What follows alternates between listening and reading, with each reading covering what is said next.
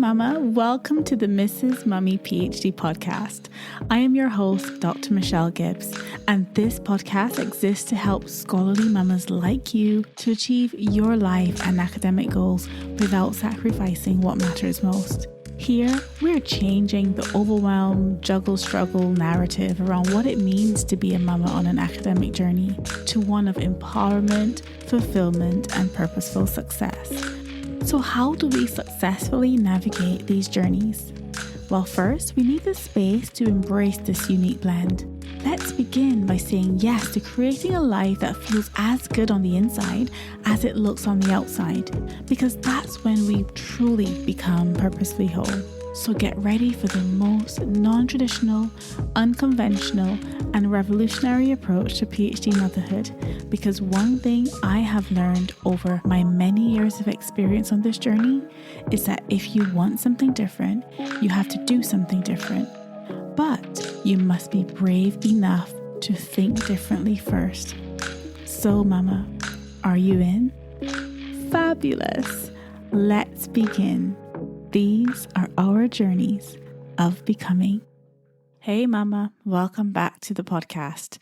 So in today's episode, I want to talk about some hidden traps that scholarly mamas often fall into, and I am no exception. I have fallen into probably every single one of these. And, I think many of us do, but we don't talk about it, and yet we all experience it, right? And nobody warned you that these traps are coming. So that's what this episode is going to be about. This is a bit of a warning of, if you haven't experienced these already, you could experience these things.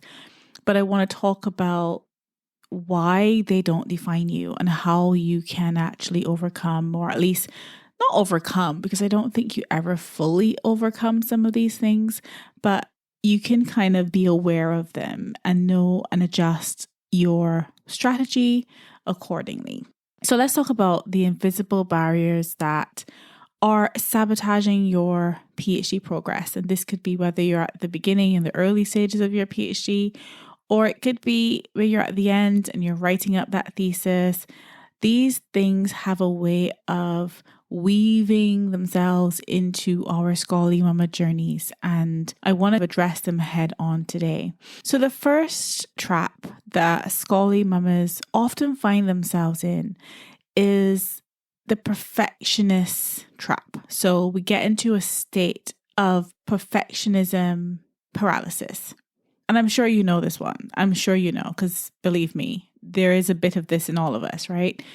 Where you've got that fear of not producing perfect work, and that fear is keeping you from producing any work at all. So where you'd rather do absolutely nothing than risk doing something imperfectly. And believe me when I tell you, I am a recovering perfectionist. I definitely was this person throughout my academic career, and it was something that came out of the fact that I always excelled academically, and that academic excellence is acknowledged and rewarded, and and you develop this fear of not feeling that you could do anything less than that, right? That you cannot produce work that isn't perfect.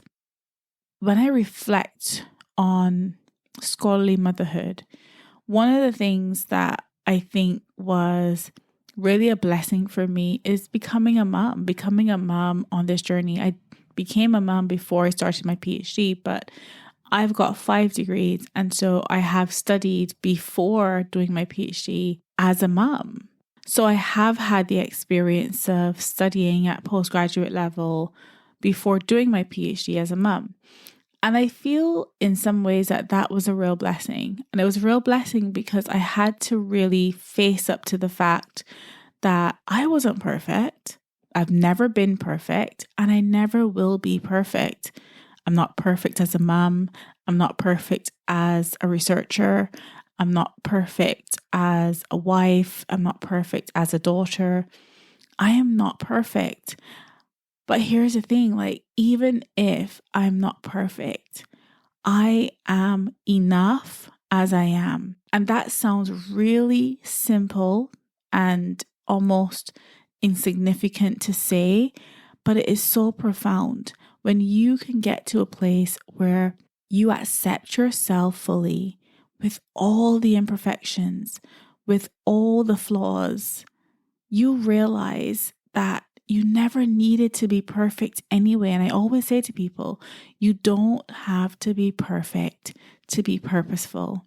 And really, the goal is about being purposeful, being intentional, really savoring the journey that this is. And if it's perfection that you're after, you're never actually going to obtain that or reach that goal. It is an impossible standard.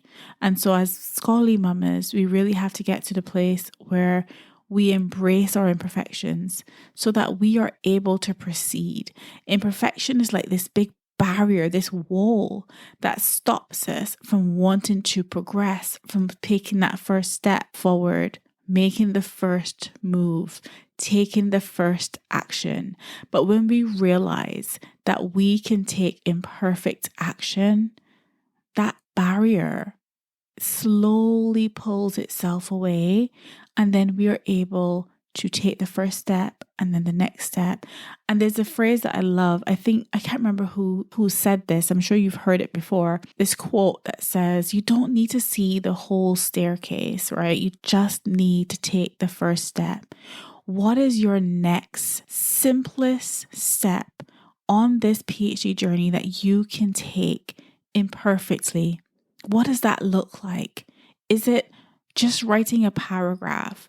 Is it setting a tiny goal for yourself rather than a big lofty goal that feels impossible? How can you make that little first step, that simplest, easiest first step? How can you make that possible for yourself? How can you let go of the desire to want to be perfect? How can you not let that get in the way of your progress? And I think even when you are writing your thesis, even when you're at the end of your PhD journey, you've done all this work, you have gathered all this data, you've analyzed it, you've done all your reading, you are almost at the end of this journey, right? And yet, perfectionism stops you from progressing with writing your thesis. It happens to all of us. I experienced this myself when I was in the throes of, adjusting to being a new mama of 3. This is when I was coming back from my second maternity leave during my PhD to finish writing up my thesis. And I just felt like I was juggling so many things and feeling so torn and conflicted in so many ways that it almost clouded my mind and thinking, Michelle, you can't produce a perfect thesis. So, there's no way you can do this. Your thesis is all in bits all over the place. There's no way you can make this any kind of masterpiece. This is just a load of nonsense. And I just felt like I couldn't make that first step. And this is what I was talking about a few episodes back with that analogy of the plane, right? This big heavy piece of metal needs to get up in the air and it feels impossible. It feels like you can't do it. And you know why? Because you think that you can go from the gate straight to the air, straight to the sky. You can't do that. You've got to go back. You've got to start slowly. You've got to focus on making little steps, little progress down the runway. Then maybe you turn a few corners, right?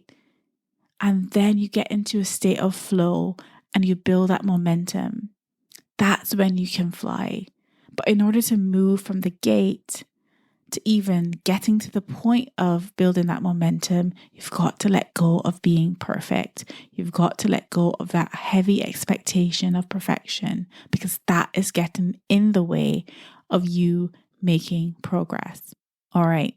Oh my goodness, all that long rant and we're only at number 1. Oh my goodness. Okay. So the second trap that a lot of us as scholarly mamas find ourselves in is the guilt, the mama guilt, the PhD guilt, just the whole guilt cycle, right? Feeling guilty when you're working because you're not with your kids. Feeling guilty when you're with your kids because you're not working. And the cycle just continues and continues and continues. And you enter into this emotional roller coaster that just drains every little ounce of energy that you've got and it just eliminates any potential for you to build any momentum. Again, this idea that, you have to be doing all the things all the time. And so you're feeling that guilt because you want to be working on your thesis, but you also want to be playing with the kids, or you're playing with the kids and you want to enjoy that moment, but you also want to be writing your thesis. And so you feel these feelings of like, oh my goodness, I feel so terrible. I'm a terrible mother. I'm here spending hours on this thesis, or, oh, I'm a terrible PhD student. I'm, going out and enjoying a weekend with my husband and my kids. And I remember there were lots of times where I felt like this during my PhD, but particularly when I was under lots of pressure. When the pressure was really high, I feel like that's when the guilt was at its peak as well. And for me, I think what helped is for me to just take a step back and recognize, what is actually my purpose here? Am I just a PhD student? Absolutely not. Am I just a mama? No. I have my own dreams and goals that I am working toward, right? Am I just a wife? No, I'm not. My husband's got his own ambitions. I've got mine, right? And we've obviously got joint goals and joint dreams. But I am allowed to pursue my dreams without guilt. It is okay for me to want to achieve something that I am putting in hours and hours and hours and years and months into. And so I guess one of the things that also helped me with managing this guilt was reminding myself that there was a time for all the things, but I couldn't do all the things at the same time. And so giving myself permission to plan ahead and say, look, I am going to allocate some time on the weekend to go to the park with my husband and my kids, or to spend some time watching a movie with them, or to bake cookies with them, or whatever it is that we wanted to do in terms of spending time together. Giving myself the permission to say, I am going to devote time to that, but I can't do that thing right now. Right now, I cannot do all the things. And I think that's really, for me, it's something that really helped me in managing these feelings of guilt. Not that they went away, because I think that's an impossible expectation as well, that you're just going to never feel guilty. I think that's unrealistic. But I think what helped me was me remembering that my identity had multiple dimensions to it. And there was a time for all those dimensions to take precedence, but they all couldn't take precedence all at the same time. And so really being able to devote time to the various activities and the things that matter to me gave me permission to pursue my dreams. It gave me permission to devote time to the things I needed to do in order to make those dreams happen. And it also released me from the guilt of not being all the things to all the people all the time, because that is the impossible standard. And so, yeah, I hope that helps in terms of managing that guilt cycle. Also, when I think about time is another one that can feel hard when you are juggling PhD life, motherhood, home life, relationships, all these things, because time is a limited resource, right? We do not have unlimited amounts of time in the day or in the week or in the year or even in our whole lives. Like we have an expiration date. We all do. And only God knows what date that is. But we all know that there is a future date in which we will no longer exist. If you're Christian, then of course we have our heavenly hope. And we know that we have that opportunity at eternal life, but we will cease to exist in our current, form on this earth. And so the time that we do have is precious. It's precious. And I think that when you are a mom and you start to realize that you may only have 10 more summers with your kids, you may only have 20 more birthdays or whatever. We don't know, right? We don't know how much time we have, but we do know that it is not unlimited. And so while on one hand, that adds a little bit of pressure because you think, oh my goodness, like I haven't got much time available. It feels a little bit like a scarcity mindset of I haven't got a limited time. Time is really precious. But there's something about that as well that for me was really freeing. Because what it did is it gave me permission to use some of that time where it really mattered. Invest that time where it really, really mattered to me. Because I know that it was not an unlimited resource. And so we think about it quite often as spending quality time with loved ones, which yes, that is definitely key and important and it matters. But also, where do we find the time to pursue our dreams? Where do we find the time to get this PhD thesis written or to get this PhD, whatever the task may be that you're working on at the moment? Where do we make time for that? And I was saying to our Scholarly Mamas, by the way, if you're interested in joining a supportive community, come join us at scholarlymamas.com.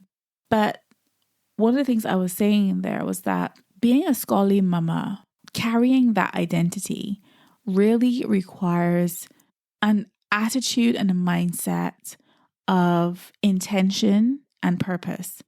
And so when we think about time, what we're really thinking about here is how can I allocate the time I have available in a way that feels good to me, in a way that feels aligned with what matters, in a way that feels aligned with my values and what I care about. So it isn't necessarily about creating more time because none of us can do that, but it's how do we allocate the time that we do have in a way that feels right. And also, when you are allocating that time, and like I said, immediately our mind probably goes to not having enough time in the day as a scholarly mama to do all the things that scholarly mamas have to do. But what about those little stolen moments between, the kids being dropped off, or maybe you've got young kids and the times that they're having a nap, or maybe after the kids go to bed? How are you utilizing those little pockets of time? Because it can feel like a never-ending, fragmented system where we never feel that we have enough continuous chunks or blocks of time to make any meaningful progress. But what if you can turn those little stolen moments into opportunities for micro progress where you are making some little bit of headway towards your goals? So if you've got a young one and they're napping, maybe they'll nap for an hour, maybe they'll nap for 2 hours, who knows? Every child is different. I certainly had the full range of nap times. I remember one of our sons would nap for just 20 minutes, at one point. And I would listen to these other mums saying, oh, my son, he slept 3 hours. And I'm like, how on earth did you do that? My son is here sleeping for 20 minutes at a time. There's no way that I could get anything done in 20 minutes. But in those moments, it allowed me to do little chores I needed to do, or pay a bill online that I needed to pay, or just do something that I could fit within that time. And so I think for me, it's not really about time management per se, but time matching, like time matching the tasks that you have. What tasks are on your to-do list? Have you estimated how much time those tasks will take? And when you are planning your week, have you taken into account the time that you do have available after you've obviously accounted for the things that matter? What time do you have left? And how can you allocate or match that time to the task that you have to do? And so taking those little moments and turning them into opportunities for making some little progress, whether that's in PhD work or whether that's in home life, mom life, the things that we've got to do, that you can fit into those little pockets of time to free up times where your energy is higher, you are able to focus more effectively. You really need to get to know yourself first. When you understand how your rhythms work, how your body rhythms work, then you're able to know, how can I allocate this time in the most effective way? If I am not a night owl, I'm not going to put writing or reading in my calendar for late night because it just does not align with my personal rhythm. As opposed to if I'm a morning person, then I want to try and have, if I'm going to do it early morning, for example, I want to have that time available for focus work. So it really comes down to you really getting to know yourself and listening to your body, but also how are you utilizing those little pockets of time to facilitate longer periods of time or more focused periods of time later on in the day. And so, yes, anyway, that one was time fragmentation and how can we utilize those little pockets of time that we find as mamas throughout the day or throughout the week. Okay, so the fourth trap that we find ourselves in, I would say, is the comparison trap. I mean, oh my goodness.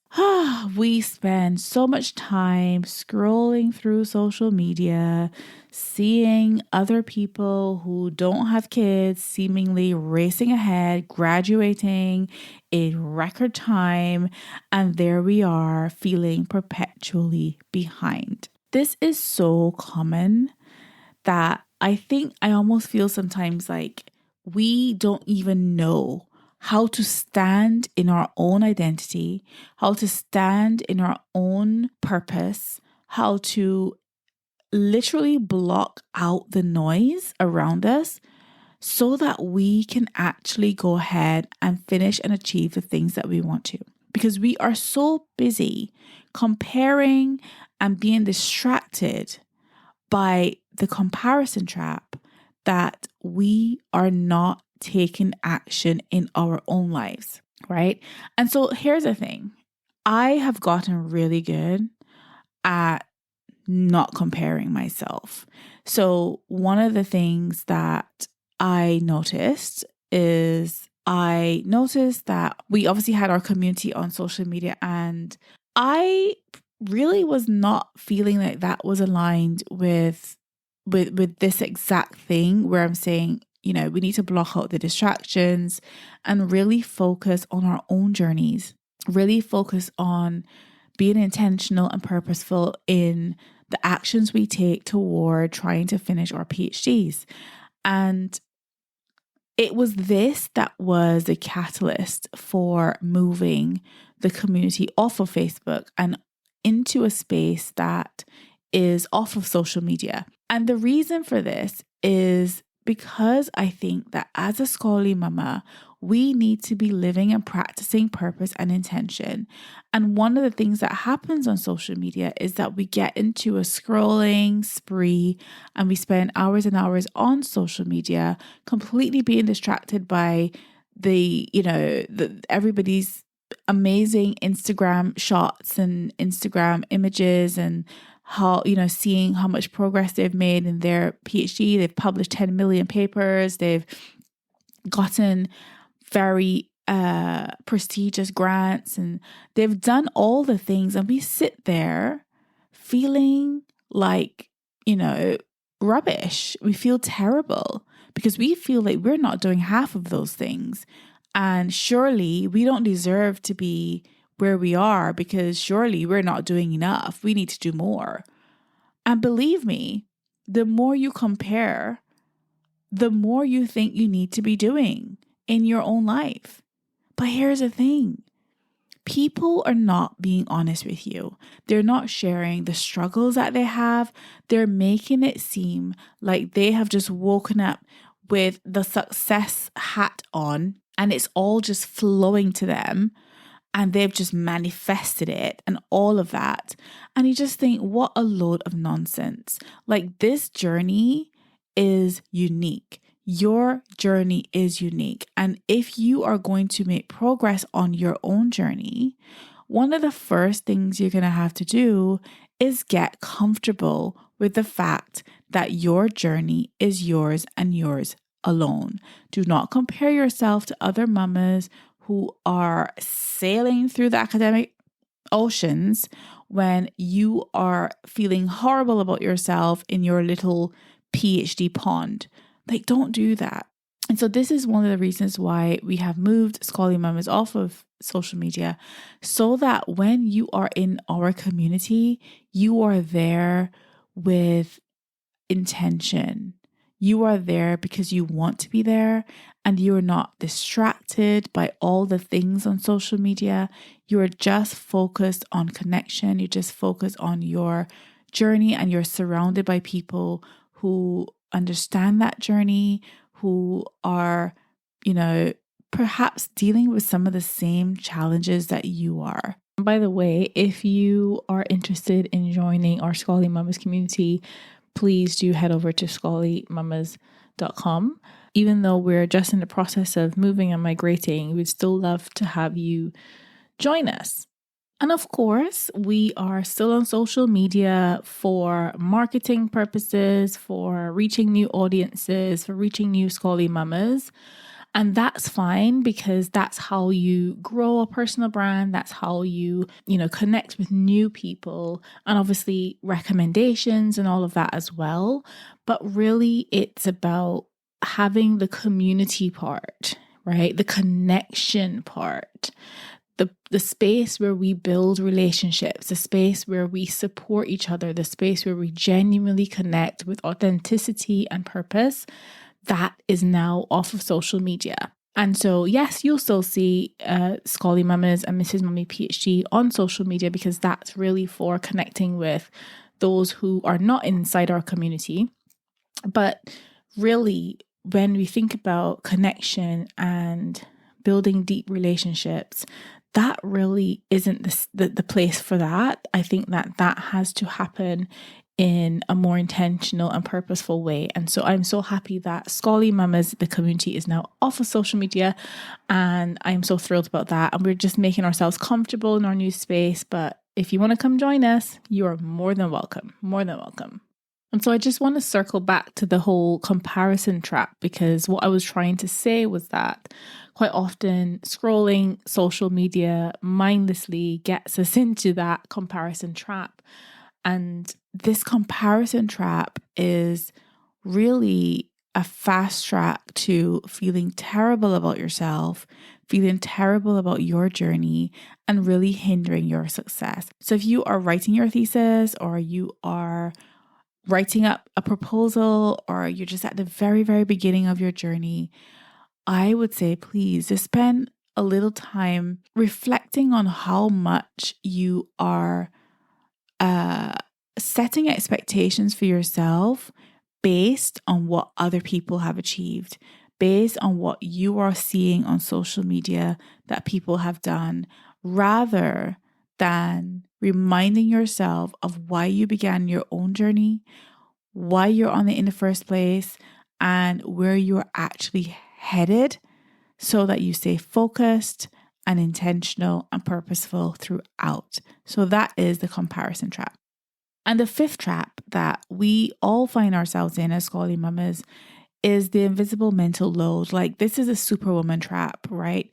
The constant background processing, the research questions that are spinning in your head while you're making dinner, or the journal article that you didn't read when you should have as you are changing your child's nappy, or even the chores that you need to do when you like literally come to your mind when you're sitting down to work, or the errands that you didn't run, or the extracurricular activities for the kids that you forgot to sign them up for or forgot to pay for. The mental load of being a scholarly mama is real. It is real. And this is what leads us to the superwoman trap. This trap is so powerful, this invisible mental load where you feel like you have to do all the things. You don't even have clarity anymore of why you are there and what you are trying to achieve. You are so caught up in this trying to do all the things, trying to be superwoman, that you really end up making very little progress. I think, one of the things that we all really have to come to terms with is recognizing the season of scholarly motherhood that we're in. I was on my PhD journey for a whole 8 years, mama. I mean, hello, like I've been through quite a few seasons in that time. And one of the things that I had to really come to terms with during those various seasons that I went through is I perform at my best when I am honest and realistic about what I can achieve in this particular season of scholarly motherhood. And so one of the things that helped me with getting back on track for purposeful success and scholarly joy when I was, coming back to my PhD after maternity leave was really a radical acceptance, radically accepting the fact that I couldn't be up late or work early in the mornings when I was sleep deprived. I didn't work well. My husband will tell you, when I don't get enough sleep, I do not function very well. Like, I need my sleep. I really do need my sleep. And in those moments when you are sleep deprived and the deadlines are piling up, or, whatever season of scholarly motherhood you're in, I want you to ask yourself, what would radical acceptance look like for me? How can I be honest about what is doable, what is achievable in this particular season of scholarly motherhood? Because the reality is it's not always going to be this way. You're not always going to be at this particular stage. But what does it look like to offer myself that compassion to help me get through and navigate this particular season of scholarly motherhood? And then be brutally honest about what is realistic for myself in this period of scholarly motherhood. What can I realistically accomplish in this season that I'm in?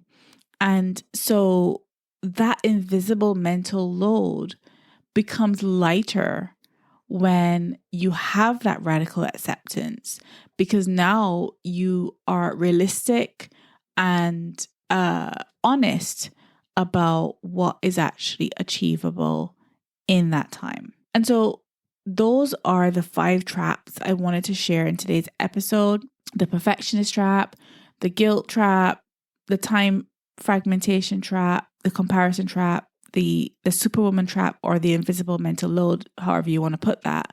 But I just wanted to highlight them because these are not just obstacles for our progress. They're really like academic quicksand, slowly pulling you down, making you feel like progress is actually impossible and that there's no way out of this.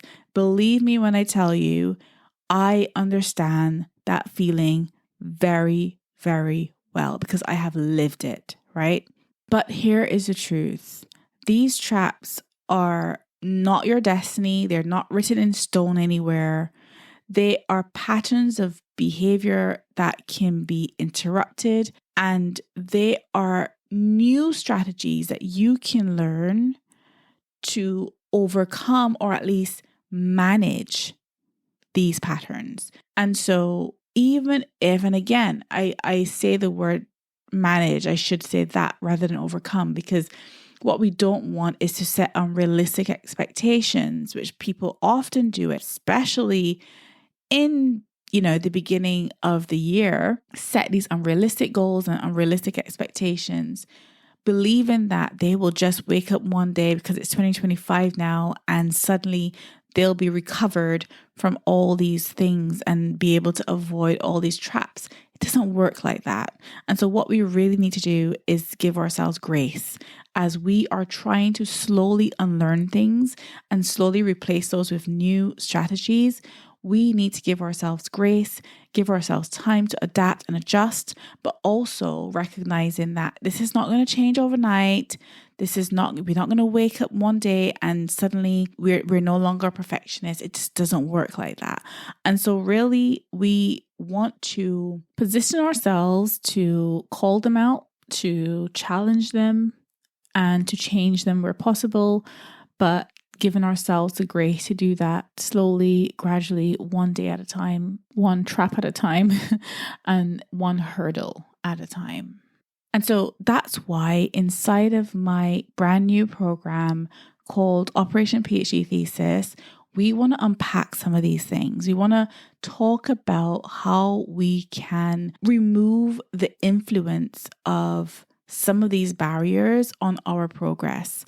How can we minimize these barriers or at least manage them to a point where we are still moving forward? We're still moving toward our goal of completing our PhD thesis. Operation PhD Thesis is really about getting through that thesis writing stage without sacrificing what matters.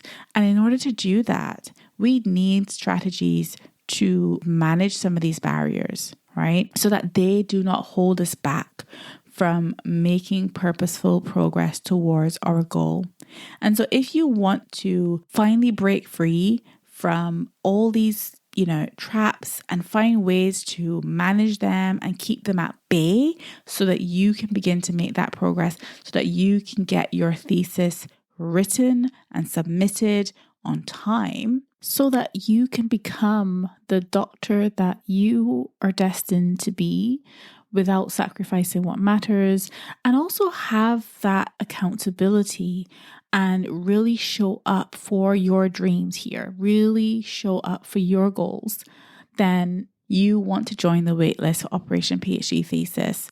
Head over to opt.scholarlymamas.com. That's opt.scholarlymamas.com, and let's begin your journey of liberation from all these traps and toward your purposeful success. So that's all I've got for you today. But until next time, Mama, I want you to stay well, and I'm sending you lots of love and lots of gratitude. Take care for now. Bye, Mama. Thank you for tuning in to the Mrs. Mummy PhD podcast. I hope you've enjoyed the episode, and if you did and you want in on this movement, please head over to mrsmummyphd.com or scholarlymamas.com. If you want to do your PhD well without sacrificing yourself or those you love dearest, then you need your hands on all the ways that we can work together to transform your journey of scholarly motherhood from one of overwhelm, disillusionment and burnout to one of scholarly joy and purposeful success. Make sure you head over to mrsmummyphd.com. I'll leave a link in the show notes. I cannot wait to work with you. Remember, Mama, these are our journeys of becoming.